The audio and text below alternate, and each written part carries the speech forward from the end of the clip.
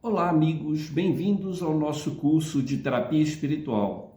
O objetivo desse curso é formar terapeutas que tenham a ideia de que o ser humano é um ser muito mais complexo do que o simples materialismo quer implantar. A psicologia espiritual observa o ser humano em seu diverso aspecto, como falei, social, cultural, familiar, emocional. Em todos os seus aspectos a gente observa. E o aspecto religioso também é muito importante. Ou seja, a terapia espiritual leva em conta a religiosidade do paciente. O ideal é formar terapeutas espirituais que estejam ligados à Igreja Católica, aos evangélicos, aos espíritas, aos muçulmanos, aos budistas, enfim. A terapia espiritual se serve para o atendimento de inúmeras religiões, observando o seguinte, que o melhor para atender uma pessoa religiosa é outra pessoa religiosa. Ou seja, quando a gente direciona o nosso atendimento para o público que precisa de falar uma palavra igual a que nós compreendemos na nossa religião, a terapia se transforma em um processo mais fácil. O ideal é um evangélico atender terapeuticamente um outro evangélico, um muçulmano, um espírita, um católico, buscar terapeutas da mesma religião, fugindo do paradigma que até hoje impera na nossa ciência, que é o paradigma materialista. Os materialistas querem tirar o espírito, só que nós somos espírito, nós somos alma. E por mais que eles utilizem de maneira discreta, camuflada, a ideia de alma, de self, no final das contas estamos falando da mesma coisa, do espírito, da alma humana. Então o conhecimento religioso é muito importante para a formação do terapeuta e para o tratamento dos pacientes. E como um paciente poderia ter melhoras com a psicologia espiritual? Para que ele possa ter a melhora, é necessário que peguemos o que há de melhor na religião. Geralmente é o aspecto moral. Normalmente em todas as religiões se prega a honestidade, o respeito ao próximo, o amor ao próximo. Se prega o cultivo de valores que fazem com que a pessoa se transforme.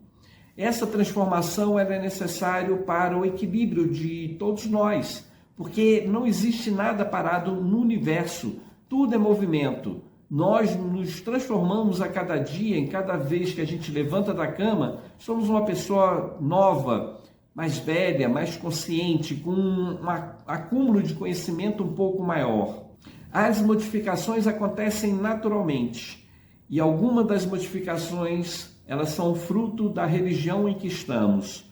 Como eu falei, um espírito interfere em outro. Isso significa que quando a gente conversa com alguém, quando a gente ouve uma palestra, quando ouve um sermão, nós estamos adquirindo alguma quantidade de conhecimento. E essa quantidade de conhecimento tem o poder de alterar o nosso comportamento.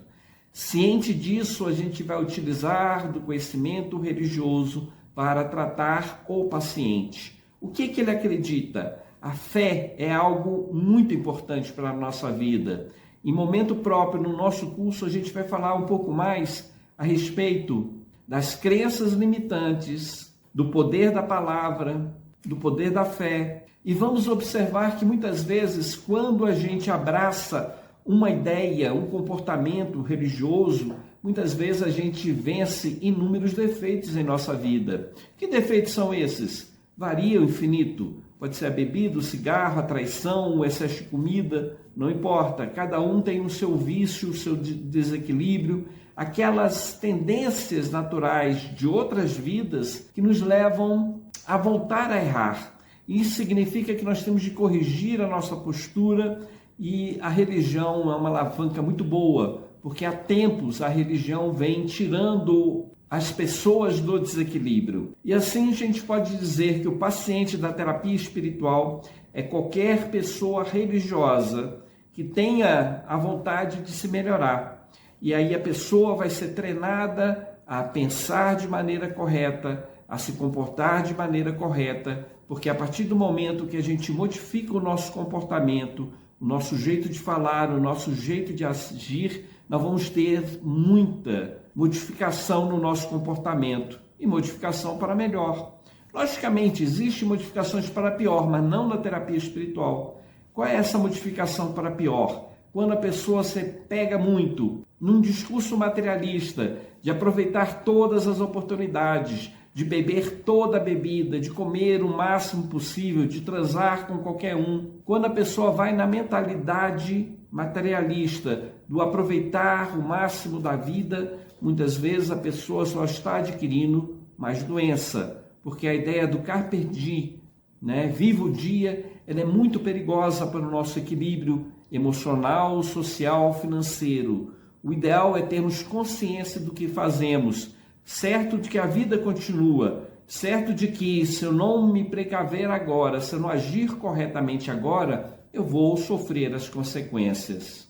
Aí você vai me perguntar, e o materialista não aproveitaria com a terapia espiritual? Não é destinada para ele, mas todo conhecimento que está na terapia espiritual pode ser proveitoso até mesmo para o materialista, aquele que não acredita em Deus, aquele que não segue uma religião, porque a base da terapia espiritual é a compreensão do que nós somos hoje.